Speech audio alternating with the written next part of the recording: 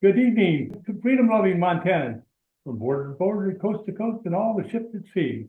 Welcome to the Montana Libertarian Party meetup. I'm very pleased to welcome tonight's guest, Dr. Michael Rectenwald. He's a former Libertarian Party candidate for president and a prolific author of REKT, REKT the Regime. Dr. Rectenwald, please tell us all about REKT. You mean the podcast? The Substack? Yeah, the newsletter takes these things you do. Yeah, I have a Substack now. It's mrectenwald.substack.com. It's titled REKT, REKT. Ask people to follow me there and subscribe to my Substack. I put out regular posts about passing political affairs, but also just theoretical ideas and historical excavations and so forth. I noticed you also send out quite a few newsletters, or just emails rather. And I noticed one of the latest ones, the H-1B controversy. Yeah, I think I wrote about the Musk the dust up on X regarding Musk's support of the H-1B visa. And the kind of dust up that's happened with the party, the political headwind that he's faced from certain segments of the MAGA movement, the America First people, and some of the hypocrisy of X's policies. Suddenly he's banning all these producers and deplatforming and de-checkmarking and stripping people of their premium accounts and proposing him on the H-1B visa. He literally banned people for ratioing him. So I went into that controversy a bit. I think the bigger issue on X is not so much free speech, but the data mining that's going on there, and the way in which X is using companies to mine data and feed it to federal and state and local authorities. They use a company called Data Miner, and that company has a fire hose into X from X, and so they get all that data. They get a real live stream of every post that's posted on X that goes to this company Data Miner. So that's very concerning. So writing about things like that and what they mean for liberty and what they mean for free speech and so forth. So that was one of the things that I ran across with the H-1B. The opposition to H-1B was saying that they're bringing in cheap labor, and then on the other side of the coin, I found out, or I heard that basically there's also a minimum wage, which is above what most of the engineers get anyway. So that it wasn't really cheap labor; it's just that a lot of labor from India.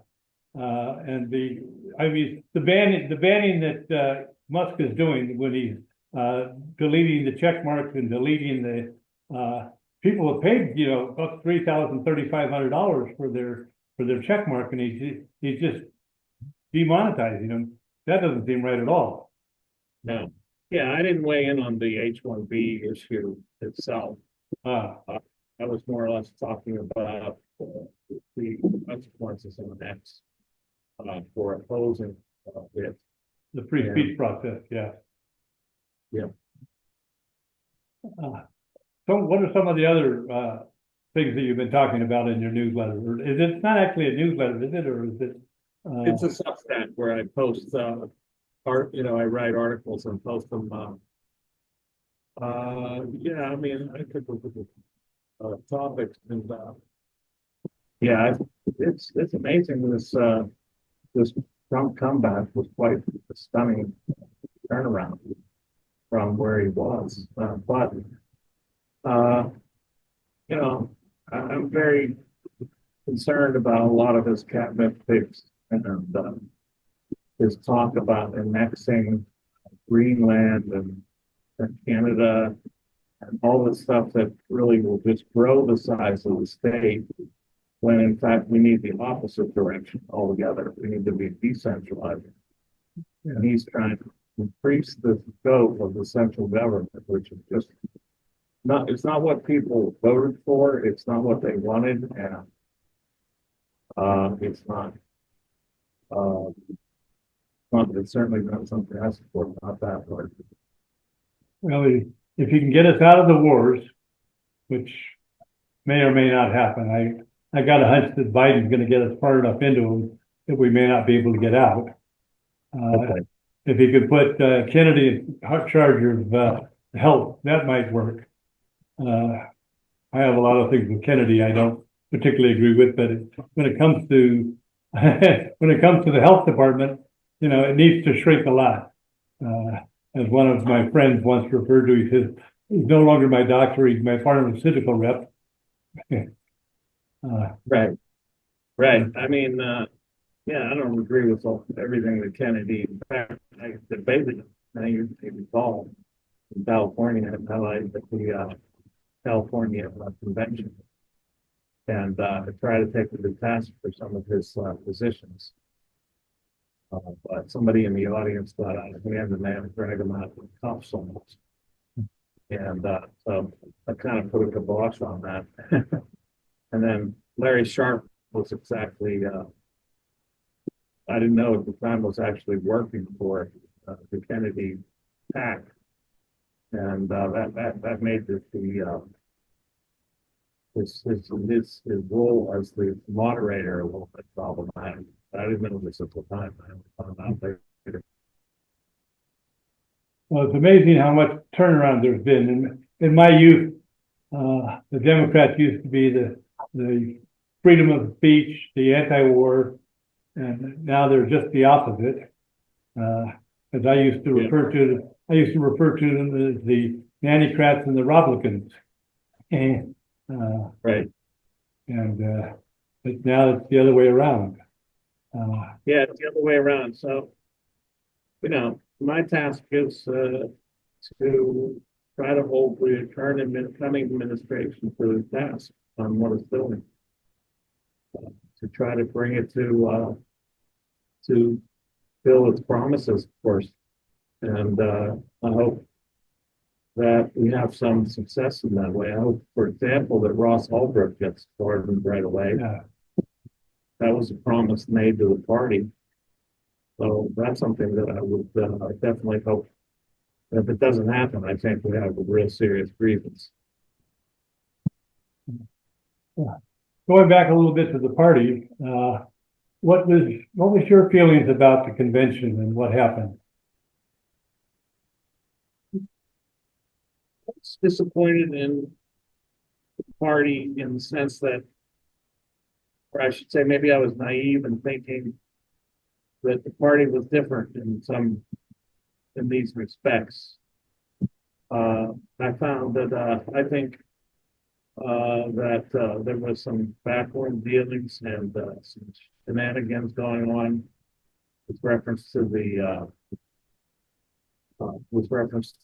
delegates who were admitted and that were technically illegal. And then I won the first 5 rounds, so I thought, we're in good shape. But then Mike Vermont, who promised me that he would endorse me if we got knocked out, which he denied it would ever happen. Since that, we kind of knew that was going to happen. And so I had spoken to him 3 to 4 times in advance of that, and he had promised to endorse me. And then 3 seconds before he threw the chase, I asked him, "You're not going to endorse Chase now?" He said, "No." And then he went up and announced his decision to be his vice presidential candidate.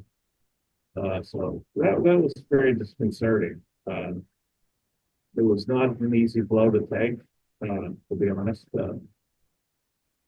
I really expected to win, and so we had plans to continue the campaign through the end. And I can tell you how I would have dealt with the Trump campaign.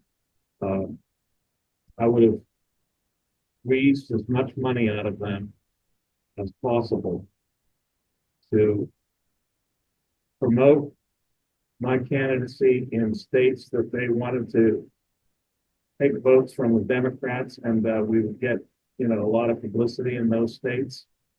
I would have leveraged the power I would have had in terms of eroding any support in the red states and especially in the swing states. That's where I think we could have done damage, and then I think gotten a return in response to that in terms of money, either to the party or to my campaign or both. I think that's how I would have played it. I would have said, I will recommend that people in the swing states vote for their preferred candidate and not me, but in exchange for that, I would have gotten maybe $500,000 worth of advertising in the other states, and maybe some money to the party too.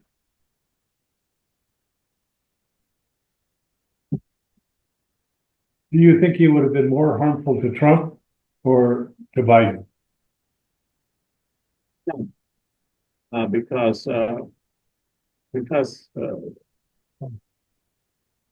in many respects, I could be looked at as like right libertarian, I guess.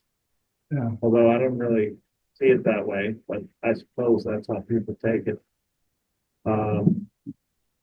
And I think the anti-establishment narrative that I was running would have been attractive to people who would otherwise automatically vote for the candidate they saw as the anti-establishment candidate, that was Trump. So I think that would have made some encouragement there, and I could have basically wagered those for support in other states and getting 5% elsewhere. Maybe more, because I would have pushed, Trump was supposedly a great negotiator. I would have pushed hard for getting what I wanted in exchange for what he. Because that was sort of what Angela said, that she thought Chase Oliver was more of a harm to Harris, actually, as it turned out, than you would have been. And certainly not being a fan of necessarily either one of them. I thought my personal opinion was I thought Harris would have been a much worse choice than Trump. I think so too. Especially for the domestic policies. Oh yeah. Especially with reference to inflation and taxes. She was going to tax capital gains on all gains in the stock market. He was going to erode the middle class dramatically, even more than they have been already. It even exists anymore. No, I'm not sure she ever really had any policies other than being a puppet again, which obviously Biden was. Yeah, she would have been another puppet for who knows who behind her, on a Politburo, I think. Running the show. I don't know what to make of this current administration. It's beyond belief. Well, at least the chances are he's probably going to get at least one more Supreme Court justice. And I didn't really particularly want to see her get one. Yeah. Maybe even two. Anyway. So, Michael, I have a couple of questions for you. I guess specifically what I'm really white-pilled on, and what I see in my personal life is people that have just not been engaged in politics at all becoming very engaged, and especially, so with the message of the Libertarian Party and then different, especially Austrians, they've really found a home. And even really a gateway through like Tucker Carlson getting fired from Fox, really brings, people are much more comfortable than in the past with non-establishment media. So kind of what are you thinking on that as far as like Austrian economics and if people are buying it or just the I guess just by default becoming dissidents from the corporate media? Yeah, there's a lot of that, a lot of dissonance from the corporate media. And speaking of which, Mike Heiss has started a company called Dissident Media. That's They've got a pretty big Twitter account now already, and they'll be doing kind of like they're going to network in all these different podcasters and stuff, and hopefully I'll be one of them. And they're going to try to sway the culture that way in order to try to make more libertarians. And so one source for getting, I think, by the way, I just want to mention a source for getting news is CLG News. It's at legitgov.org. It's run by my partner, Lori Price, who was my campaign coordinator as well as treasurer. It's a good site for getting news that is either completely buried by the mainstream or else de-emphasized or otherwise polarized or even, completely shut out based on their algorithm stuff. So she does a great job of that. Okay, and then Michael, if you go ahead and email or text Dave and I, that we'll get that in the video description. Oh, okay, So I great. think that'd be important. Yeah, people can link directly to it. Yeah, and in my Substack too, I'll get that to you as well. Yeah, please do. Yep. So yeah, and then so what else other than people being comfortable with stepping outside of the corporate media and seeing truth, but not, they're not already married to an ideology. How about Austrian economics? Like how do you use that in your conversations with people that aren't already like really bought into an ideology? Oh, I try to show them what economic policies would do based on the Austrian principles. And as you know, Austrian economics is it's a logical system, and it's not based on empirical data so much as what logically follows from the premises. So I try to, use those premises and the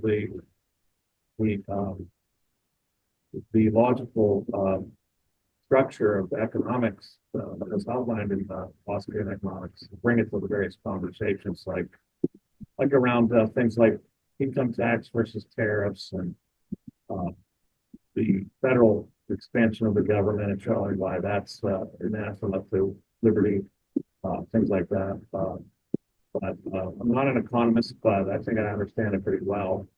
The Austrian school, I have written for the Mises Institute for probably 7-8 years now. So I guess if I didn't understand it, they would have told me something. But you're dealing with a group of people that aren't too big into staying in your lane. So the fact that you don't have a PhD or whatever is not scaring anybody away. A question I have for you is, now you kind of brought it up, but if you can believe it, within the MTLP, there's some arguments. And what do you think about tariffs generally, especially relative to income tax or other taxation schemes? well, I find them all to be set, but I think that tariffs on certain goods are better than income tax on everybody. So that maybe foreign goods, but particular classes of goods could be tariffed more high rates, and like luxury items or things that are readily available in the U.S. I don't think tariffs are the ultimate answer, obviously. But I would prefer them to taxes, because at least then you buy something that has come through a tariff that's going to be more expensive. At least it's your choice to pay for that. Whereas with income tax, it's involuntary. I don't think anybody really feels like they have a contract with the state to tax them. I think that's completely imputed by their own, you know,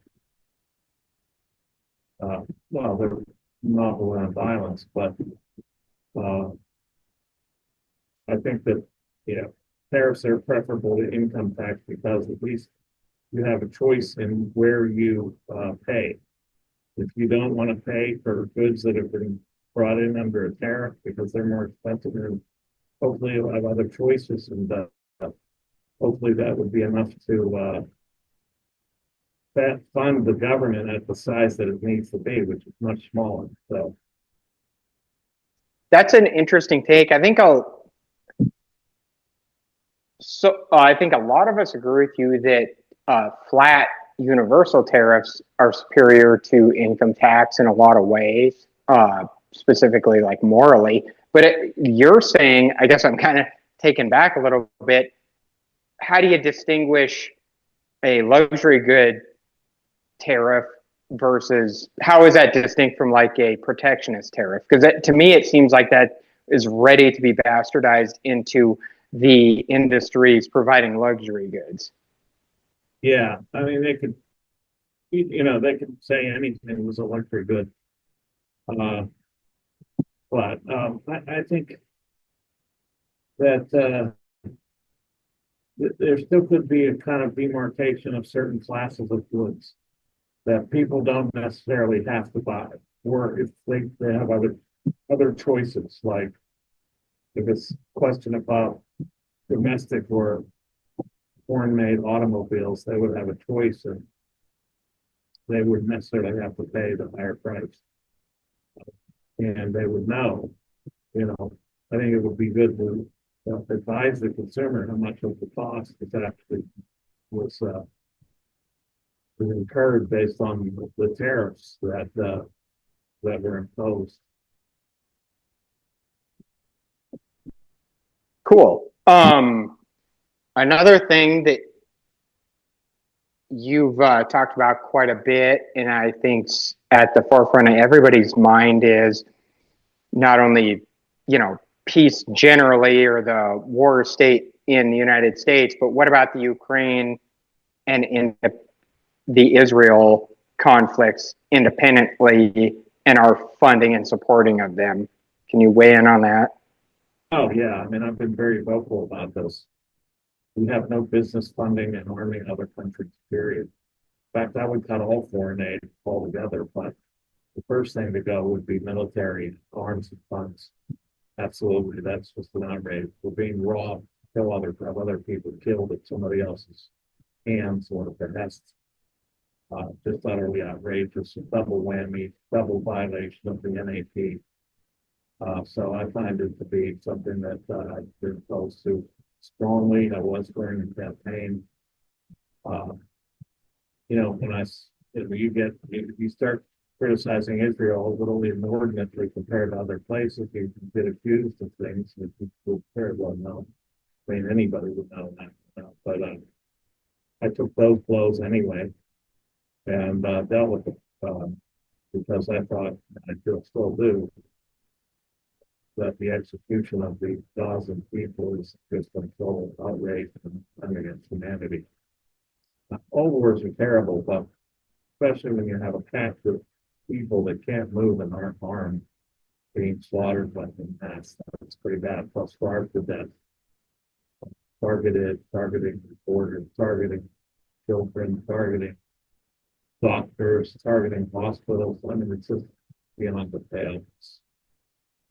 It's unconscionable. So I'm not just a libertarian, but I say I'm a human first. And so I'm a humanitarian. And likewise, I don't want to be robbed, say, for other people to be killed. And I think a lot of people feel that way. And that's something I would have been very strong on in the national election, and I got the nomination. I would have made that very clear and very poignant clear. Thanks. Does anyone else have any questions for Rectenwald? I mean, we've all been listening to him for years at this point.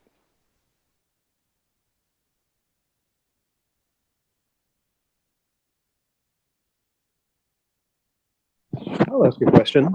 I must admit, I do not have as much experience listening as Carson and some others. But I would like to go back to the conversation about the trends in the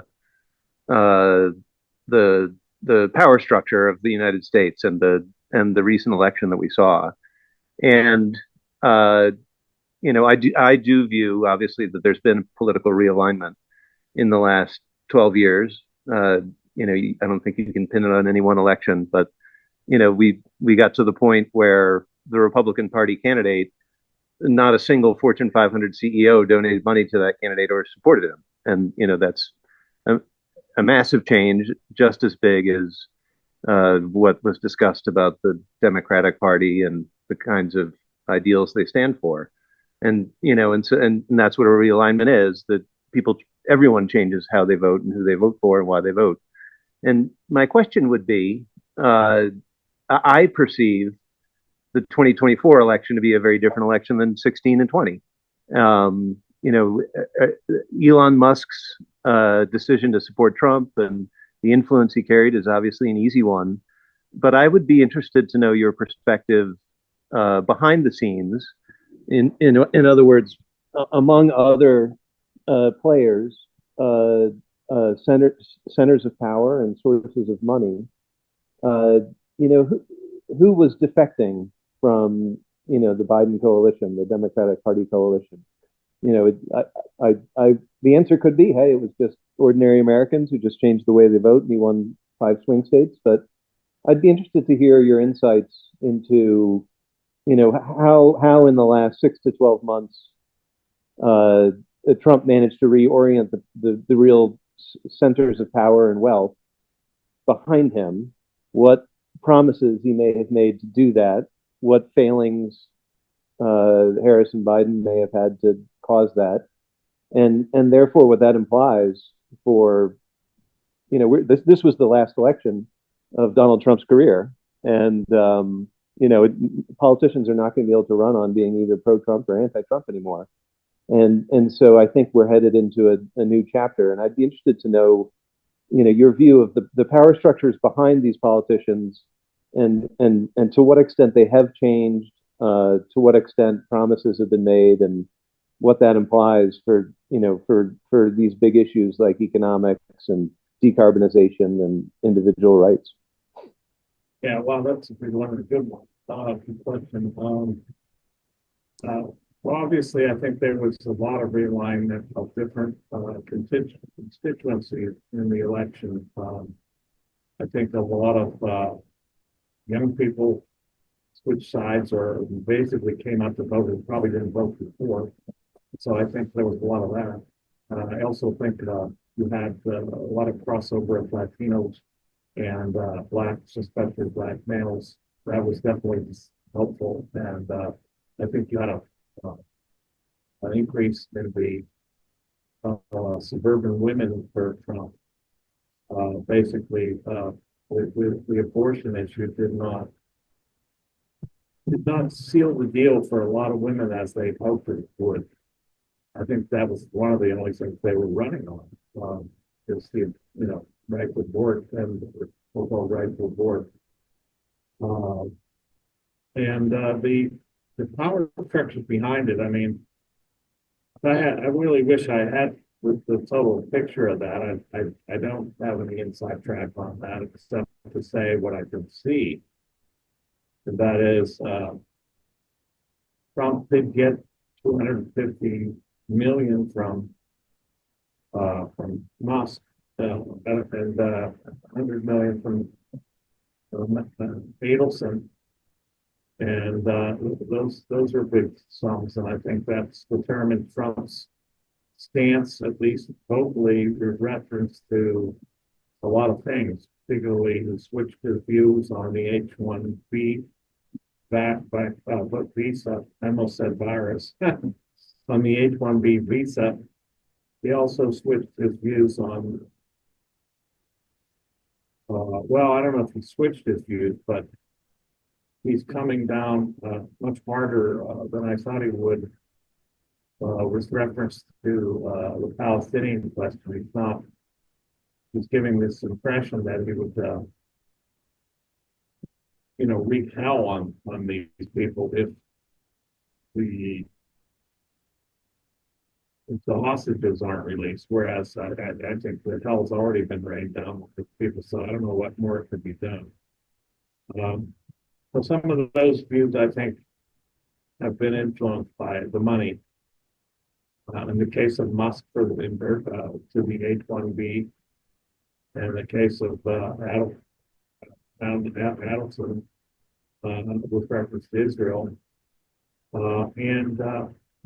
I hope that he at least makes good on the promise to pull out of Ukraine or to stop funding and arming this particular theater. Also, hope he stops arming and funding Israel. I doubt that'll happen. The powers that be behind this, the ruling class, if I had a complete picture of who they were and how they operated, that would be a rich man today. Yeah. What that answer would also imply is the sort of populist America First working class voter might be quite disappointed in the forthcoming Trump administration. Because if in fact, the polls show that those statistics about young people and the Latinos. So yeah, I get that. But if the policies end up, being like the Johnson 118th Congress, there's going to be a lot of disappointed people out there, and there will be no re-election anyway of Trump, so he's not going to run again. And so I think that has implications both for, we're not in the business of predicting the future, but it's helpful to frame the reality we're in. And I think, for Libertarian Party interests, I think there's the opportunity is, did you get America first? Is America first American? Like, is America first Americans first or American institutions first? Yes. Elon Musk and, even Vivek, who I think Vivek spoke so much truth in the last 9 months, but it was clear that I think he views America first as American institutions first. Mm-hmm. And, I personally view that our institutions right now aren't serving the interests of the people they're supposed to serve, broadly speaking, as a generalization. And that is something that will have to be resolved. And if the Trump administration isn't going to resolve that, either by tearing down institutions or remaking them, we will continue to have this persistent dissatisfaction, distrust of institutions, and ultimately, if you read the books of Neil Howe, who talks about the four turnings, ultimately the fourth turning won't end, with the 2024 Trump presidency and redesigning these institutions. And so I think that has a lot of implications for those of us trying to promote the ideas of liberty and individual rights. Definitely, I agree with you about everything you just said. I think it's true. I don't want to see people disappointed, but I'm afraid there is going to be a degree of disappointment because there's interests at stake that they don't know about and that they can't control, like the big tech brotherhood, who is now basically lining up behind Trump because they know he's going to take power, and so they're pushing for their agenda, and I think it's going to probably go down their way, and that is the H-1B thing. And I think there'll be some disappointment. Now, there's a segment of the population of Trump supporters of MAGA that is, whatever he does is right. So even if it looks like he wants to annex Canada and Greenland, this is seen as a positive because it's Trump. But I think otherwise they would see this as an expansion of the states and the expansion of the national federal government, which is certainly what we don't need. We need to reduce and its impact. So I don't like the ideas of what Trump's floating about Canada and Greenland and the Gulf of Mexico, renaming it, all this kind of like imperial stuff. In so that it's put it on the map. I don't think that's at all what we promised. Nothing to do with what people wanted. It's like the Democrats wanted to annex Puerto Rico. Yeah. Right. I don't know why you would want to annex Canada. It would end up being somewhat like California. Oh, I know. Yeah. The founding fathers made that mistake themselves when they attempted to take on Montreal, and not only lost the battle, but they lost the battle because the Canadians they didn't agree with their friends to the south. They wanted no part of being independent-minded, self-governing people. So I don't think that they've changed particularly myself. No, I don't think so. But maybe he's hoping that there's a wave of anti-Trudeau sentiment, which is very strong, and that he can basically collect all that impetus behind him and make it happen. But I don't see the point. And he talks about the billions of dollars we give to Canada. I think that's the issue. Cut that. Yeah, certainly cut that. And if they become a failing nation like Trudeau suggested they would, if he did make those cuts, then that's kind of like their problem. That's when they'd have to adjust their spending and their social welfare programs and everything else. Just back to talking about the wars, I've got a list up here, and I know everybody's mentioned this before, but we haven't declared war as we're supposed to according to the Constitution since 1941. And since then, I've got a list of 19 wars that we have been in, starting with Korea and Vietnam, and none of which we have ever won. Not one. Right. We've split in half a number of countries, but we haven't won a war. And all we've done is kill a bunch of people, spend a bunch of money, and to no end. Absolutely. In fact, that's what Julian Assange said. He said these wars aren't meant to be won, and they're meant to be forever wars. Yeah. They're a transfer of funds from the American taxpayer to these military industrial contractors. Yeah, the only thing I left out of that sentence was military industrial pharmaceutical. Yeah. Yeah. Yeah. Absolutely. Yeah, I think the Defense Department issued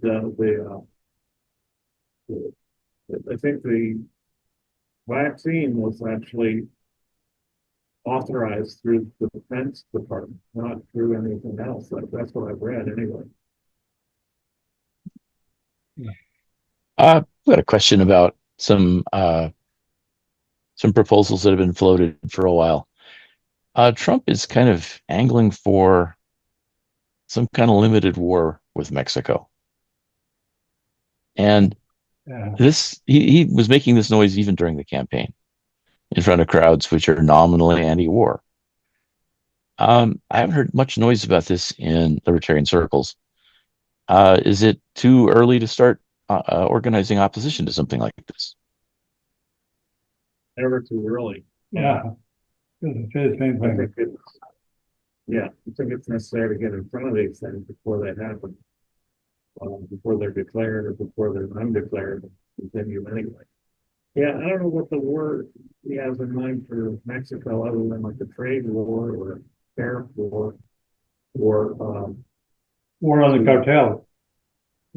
War on the cartels by sending military. Yeah, he has explicitly, I think Marty can speak to this because he generally can about different topics, but he has explicitly said, we'll use physical violence, force, whatever, military against the cartels.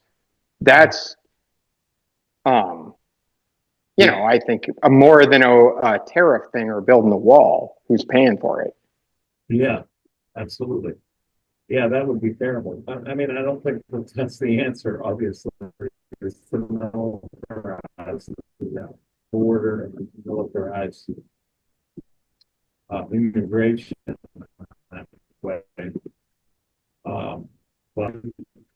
saber rattle. You know, a lot of people tell me, well, he says dramatic things as part of a negotiation stick, you know, that he's not going to do the things he says. He just says them to get people to negotiate on from the right position, from the right starting point. So hopefully that's true, that he's bluffing, and that wouldn't happen. Seems a little optimistic to just hope for that. Yeah, I mean, what else can I do though? Besides rail against it. There's not much I can do other than hope with it. But I think it's definitely a problem, and you know, I would think that the military, and I'm afraid a lot of the MAGA people would go along with this, that kind of a war on the cartels and a literal military battle with the cartels. I think people would go for this. Well, I think there's a tie that binds a lot of these issues that we've been talking about: Greenland, China, Mexico, and that's the contest for resources. And it, he hasn't said it's part of an overall rivalry with China, but all these topics have that tie that binds them. Is that he's been advised or he believes, but that he views the contest with China is more important than putting money into Europe, more important than messing around in the Middle East, and worth making these bold pronouncements about taking over Greenland. I mean, why else would you want to do that other than a view that, in Canada, a view that the natural resources in these places is going to be the key to world, your position as the leading world power, and I think the open border and the drugs that come through the open border and the evidence that the cartels are in business with China, goes along with that. Yeah, for sure. Well, the other one that's cropping up now is also to take back the Panama Canal, which right. Same element within it. Well, that was Carter's faux pas. I mean, he should never. I don't think he should have ever given it away, but yeah. Different story. He makes a good point that that the Panama Canal is charging more for American ships to go through than it is for Chinese and stuff like that. Yeah. So I think and then that they come to the United States for money when they want to make repair. I mean, there is a point to be made there. And I think it's probably right that we shouldn't be funding this thing when we're not benefiting from it. Yeah. So, yeah. Of course, the distinction there is not funding it versus taking it, right? Right. Yes, indeed. Well, especially we built it and we sold it for $1. Yeah. That's okay.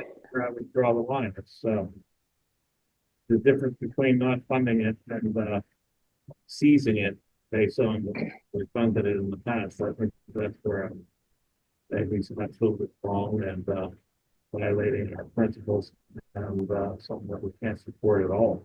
Yeah. So the question, I think, the big question underneath all this is, what can the Libertarian Party do to continue to push the conversations in the directions that we know things need to go? And on that score, I mean, I think it is.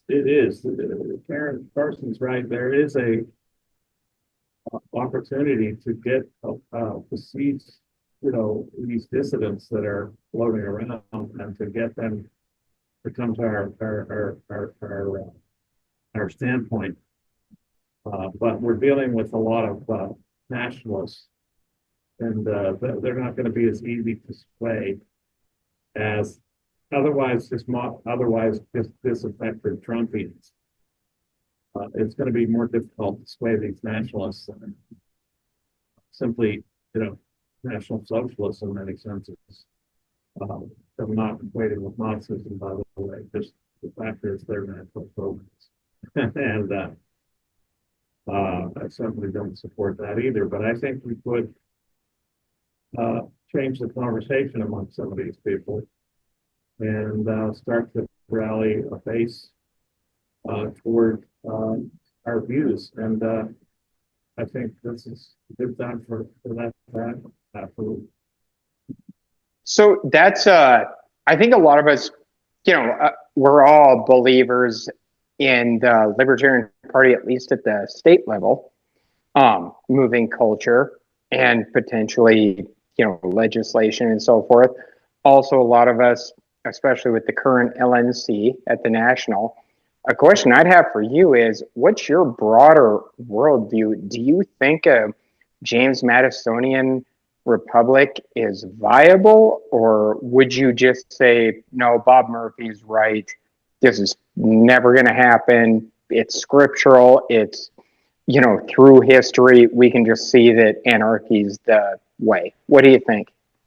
Anarchy, what? We can see that anarchy Is the way, or the only viable alternative? Because every time you come up with a limited republic constitution like we have, it devolves into what we have now. So right.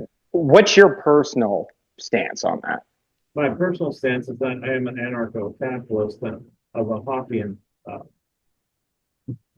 character, and that is that I believe in private property society, and I think we can do away with the state, but first off, the federal government. That's the first target, I think. And I agree with Bob Murphy on this. I don't think if the limited government was going to work, it would have worked. Obviously, it hasn't worked. We haven't gotten a limited government at all. And this is what I had this debate in the campaign with the minarchists around me. Everybody else, as far as I could tell, was a minarchist in the campaign, and I was the only one saying that the ultimate objective is the actual abolition of the state. And they started then using the same terms that I did. Nobody talked about the state per se until I brought it in. Even Chase Oliver started saying things like "smash the state" after he saw that what I was saying was trumping what he was saying. So, yeah, I mean, I'm obviously an anarcho-capitalist. Maybe it's not obvious to you, but that's what I am. And I don't think limited government. I think the more local the government is to, the less oppressive it is. The closer it is to you locally, the more in line it probably will be with your values. You can't change the values of the whole world, so we need decentralization. And people can choose where they want to be. What kind of private property society they want to live in. Do they want to have a commune? Fine, go ahead. Do they want to have a covenant community? Yes, go for it. So I don't think decentralization signifies uniformity whatsoever. In fact, quite the opposite. Okay, thanks for that. Because I had a fairly good idea of your views, but that's the thing, is a lot of us feel the way you do, but we also feel that we're not compromising anything by using the structure of a political party. We're interacting with the broader culture, and if you can make things better at home through legislation, or normally getting rid of legislation, that's really what we're trying to do. Because the Montana legislature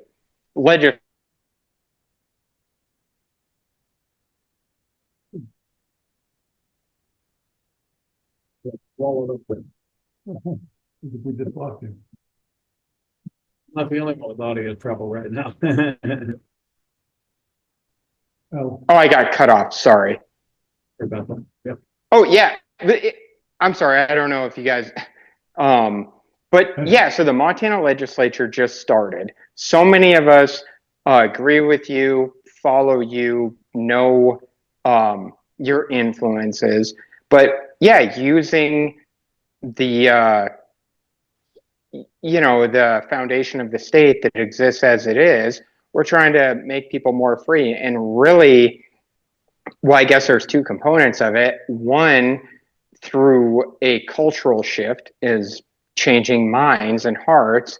And then the other is repealing regulation. And so, yeah, like, I guess just what I'm saying is that's kind of what you had said, is the party is a tool to make us more free. That's right. I don't see the party as an end in itself, but I do think it's an important it has an intrinsic value as a tool to increase liberty. And when we put the party, which can happen, before liberty, then we get into trouble. And David Nolan warned against this in many ways, many instances, that in fact can't look at these things like, ballot access and so forth as the end goal. The end goal is liberty, and the party is a vehicle for bringing it about. The party is not an end in itself, it's a means to an end. Yeah, I'll throw a little white pill in there too. I think the blossoming of social media, this kind of stuff, is starting to get the word out a little better. And as you mentioned, the news media you were talking about, CLG, is that legitgov.org? Is that the one you were talking about? Okay. Yeah, I saw that on one of your newsletters, and I subscribed, and I will put that in the show notes at the end. Yeah, I founded that about 24 years ago now. And that was, I believe there was such a thing as legitimate government. Now I don't think so. But we had established the URL pretty heavily, so we couldn't change that. But yeah, it used to be Citizens for Legitimate Government. And then we changed it to News. Yeah. Well, I have one bad eye. I have macular degeneration in one eye, and I never was a great reader. I always had to read word by word, which made it very slow. So, but I'm a podcast junkie. I listen to Dave Smith, and the latest one I'm really hooked on is oh, come on, I can't even think of his name right now. Stossel. Roger, yeah, John Stossel. He's been a libertarian forever, but he's also and I listen to Tucker Carlson. Now that he's got his own show, he tends to be a little bit different than he was when he was on the air. And I have about, the trouble is all of them want about $5 a month for their premium pay, and that's about $500-600 a month if I did them all. But oh wow! I know, yeah, I do. I have about 100 podcasts. I go to sleep every night for about a half hour, as well as 2 or 3 hours during the day listening to them. So unfortunately, I can't afford all my premium subscriptions, but I get them all on the regular freebies. Spotify is my friend, but I have legitgov.org. And I will put that in the show notes. Okay, great. By the way, it's a free service. Yeah. Being moved over to Substack as we speak. The delivery out better. Some of the various big tech firms like Microsoft and Apple have blocked the newsletter consistently. We're trying to get around that. I'm not in charge, but I still advise Lori Price on it. Trying to get around that by going through Substack. I hate Microsoft. I think, well.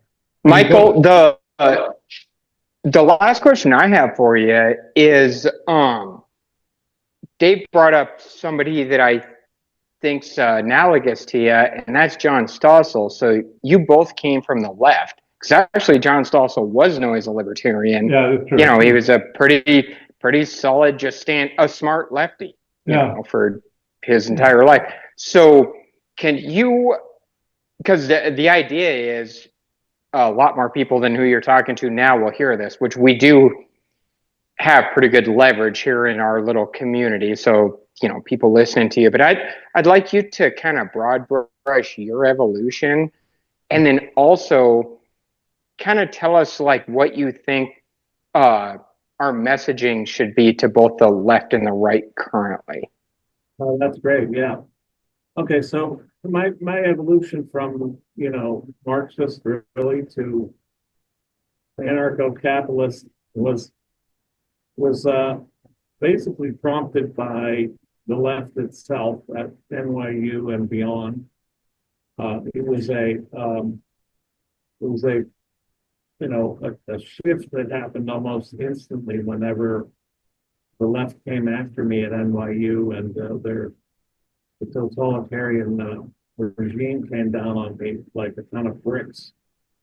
And I saw immediately that I became a civil libertarian, believing that individual rights come first and foremost before anything, and that any system that abrogates that is endemically evil. So that I obviously turned against communism immediately, seeing that it in fact abrogates rights, and it was abrogating my rights at NYU, my right to speak, and it tried to shut me down and so forth. So my evolution, then I started to read into libertarian theory, and I still continue to do that. And I think I became a quick study, so I went through much of the libertarian canon, and but we can't really expect everybody to do that. I know that people like, what was his last name? Lars. Maxted? Yeah, Maxted said he learned about libertarianism by Googling it. I can't Wrong. that was for me, it was a real serious, rigorous educational process on top of I would almost go so far as to say a spiritual change, just a different belief system. And I had a real massive gestalt shift that happened almost instantaneously. And then everything changed, all the pieces fit together differently. Now, some views are actually the same that I held as a leftist. I was always anti-war. I marched against and spoke in New York against the Iraqi war. I had marched and spoke against the Iraqi war in Pittsburgh and other places. I was always anti-war. So that stayed the same, but it has a different locus of value now. That's the value of people's self-determination, that they have ownership of themselves first and foremost. That's the primary means of property. That's the primary property of oneself. And you can't, my stance on that is the war abrogates that, especially modern warfare, where there isn't a chance to eliminate so-called collateral damage because of the weaponry that's used. So, reading Mises, Rothbard, Hoppe, and dozens of other theorists like Kinsella, following Tom Woods, hearing on many of his shows, speaking for the Mises Institute. All this helped solidify my political values, and I just kept getting more and more immersed. And it wasn't easy at first. It was very disorienting. Coming out of Plato's cave can be very disorienting. So it's just like the analogy I used to speak about the ship that I underwent. But if you're looking for a prescription for doing it for others, I'm afraid that the real answer was for me was more or less trauma. I was traumatized by my former comrades, and this turned my head completely. And unfortunately, I think for many people, it is going to take something like a trauma to bounce them out of their trance.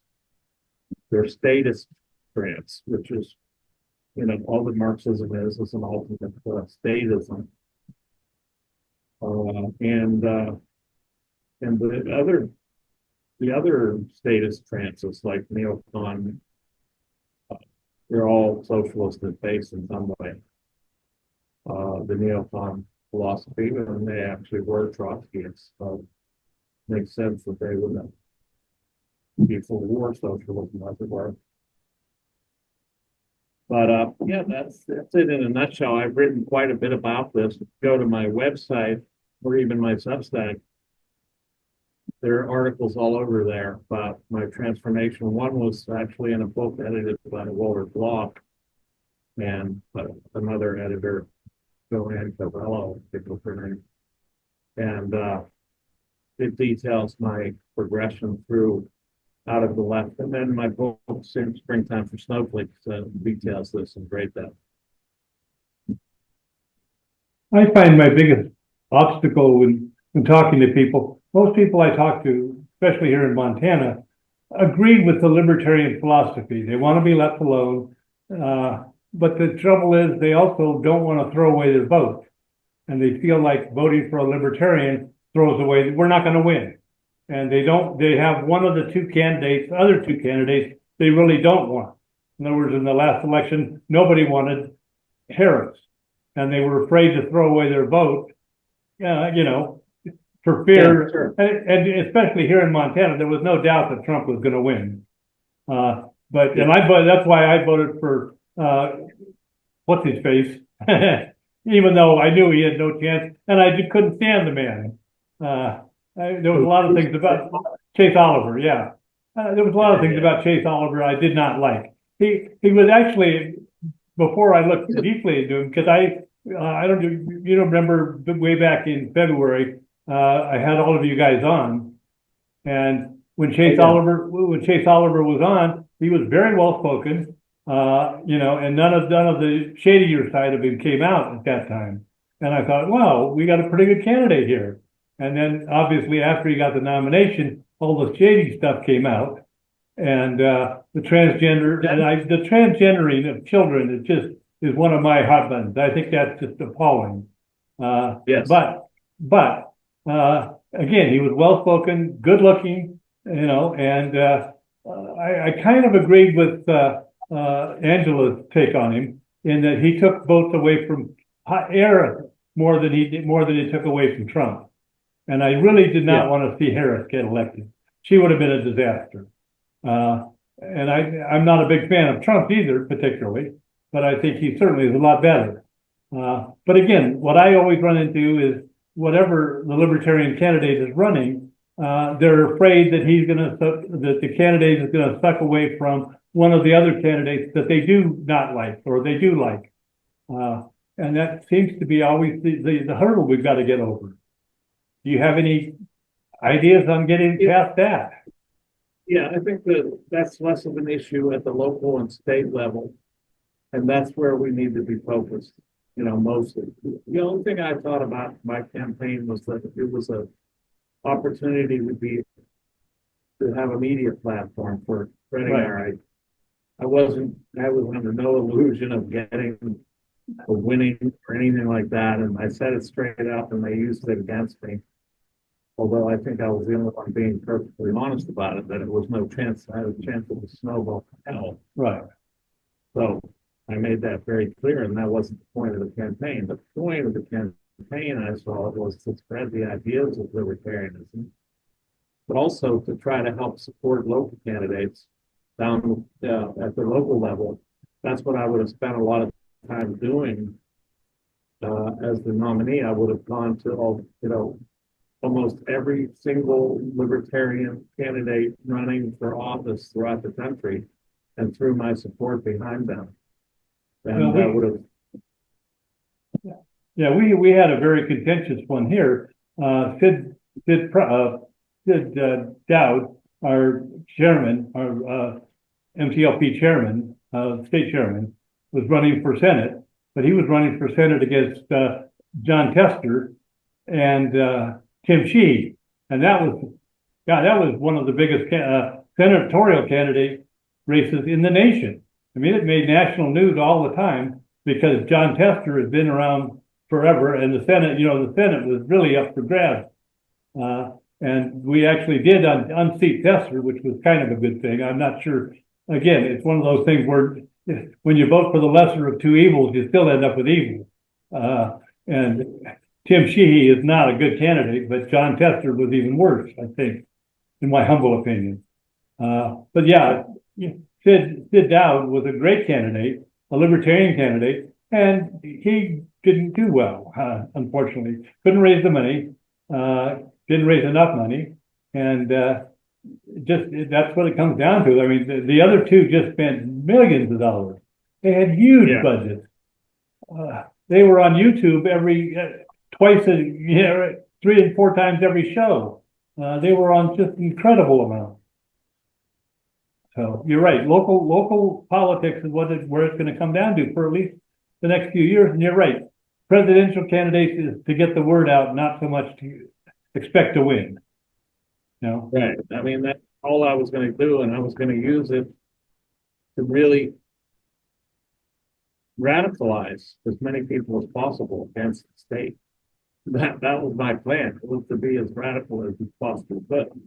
To put the goal as anarcho-capitalism, that's the goal. Yeah. As long as we know what the goal is, we can't get off the path. Because we'll be knowing what the goal is, we can't approach it.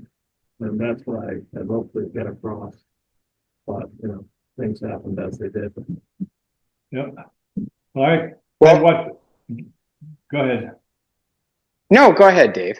Oh, just to say, I did watch the campaign or the convention, and from YouTube standpoint, from watching on TV, it kind of looked like Termont pulled a little bit of a shady deal there. Yes, he did.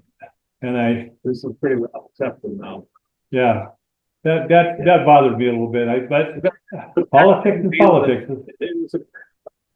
Yeah, that's what I was disappointed about. There was a backroom deal that happened before the convention even took place. Yeah. Oh, I didn't realize it was that long ago. That's even worse. What's that? Yeah. That means he shined you on until that's even worse. Yeah, that's what he did. Because he was trying to get me to do the same for him if I came off the board. So he was just bringing me along. Yeah. Don't talk to anybody Well, with three-part name. In fact, I fought to get him into the debate because he didn't make the debate stage. Yeah. In fact, he was crying. His whole family was crying, and I stood up in front of the whole audience and I said, "I think Mike should be included." Because I know that he had a knife prepared for my back. But that's neither, I'm not gonna. Yeah, we really appreciate the people on here now, and then definitely I think the hindsight being 2020 and so forth. I think that people are really gonna, anyone that's not already bought in on the last LNC,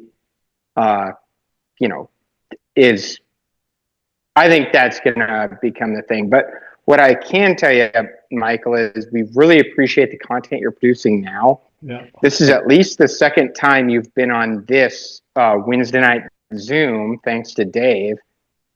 And, before it was while you were a candidate. But we just really appreciate it. I mean, it's been exciting to be, kind of on your trajectory, your evolution. And I think that's really important, and I think you do important work. I think that the content you produces has broad appeal, but also, all of us have a niche that kind of addresses someone specifically, and I think yours is really important, and kind of a group of people, your intellectual types of whatever ideology. I do think that you specifically address a group of people that are otherwise don't have someone else like you. So I really appreciate that. I will. I will second that, and I will also send kind of an open invitation if in the future sometime you want to get out, you should come across something that really needs to get out. I know we don't have a huge audience yet, but we're building little by little. And if you ever want to get on again, email me and give me 2 or 3 weeks notice, and I'll plug the hell out of it and get some more people on here. You're welcome to come back anytime you want. Oh, thank you so much. I appreciate that very much. It's great to be here. Thank you for being so warm and not asking about the gummy. Hey. So Yeah, you're good, dude. If there's nothing else that Montanans are, we're warm and welcoming. And actually, my wife keeps we're not native Montanans, although my daughter was born here, so I have an anchor baby. My wife never quits commenting on the fact that how nice everybody is. She goes to the supermarket, to the hardware store, and she keeps coming back and saying how nice the people are down at the hardware store. And yes, we don't find anybody. People wave, drive me down the street. Of course, we live in a town of about 650 people. And if you notice, the background there is that's my driveway. So yeah, I see a total of 4 houses. So yeah, it's nice and out. And every time I watch national news, I think, thank God I live in Montana. We don't have problems like that. Yeah, Michael, yeah, absolutely. As Dave's saying, you have it is a warm group of people here, but not necessarily. I mean, people can be very pointed and stuff. So, I mean, because you got to remember, we are like the most, if you discount New Hampshire, because they are, sometimes they're shooting into their own ship with the cannon. We are the most based Libertarian Party. I mean, so just know that, yeah, it's a very principled group of people, also very friendly. We're not here to put anyone into squeeze on anybody, but you have a lot of fans here, and we really appreciate and are inspired by what you're doing. So just please stay in touch with us, and thank you very much. Again, thanks so much. I appreciate it, guys. It's great to be here, and I hope we're joining you again. Okay, thank you very much, Michael Rectenwald, former presidential candidate, should have been a candidate, and have a good evening. Thank you. Thank you. Very much enjoyed attending and listening. Cheers. Okay. Bye-bye. Bye. Thanks. Thank you.